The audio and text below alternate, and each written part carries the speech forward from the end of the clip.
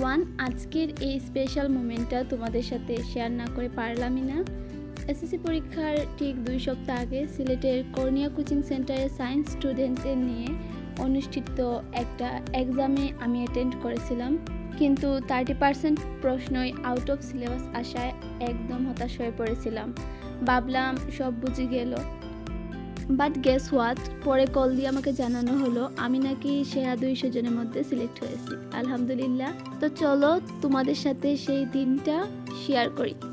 আমি তো খুব বেশি এক্সাইটেড ছিলাম, যার ফলে আমি 2টার ভেতরে রেডি হয়ে গেলাম যাওয়ার জন্য, এবং ভাবলাম যদি পরীক্ষায় জায়গা না পাই, এই বইয়ে খুব দ্রুত রেডি হয়ে গেলাম।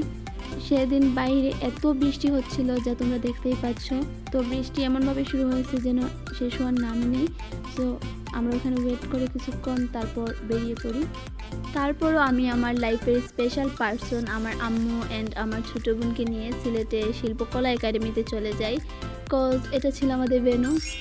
তো গাইজ, মজার ব্যাপার হলো আমি এত লেট করে আসছি যে গিয়ে দেখি তারা এখন স্টেজ সাজাচ্ছে, অ্যান্ড 2-3 জন ছাড়া কেউ আসেনি।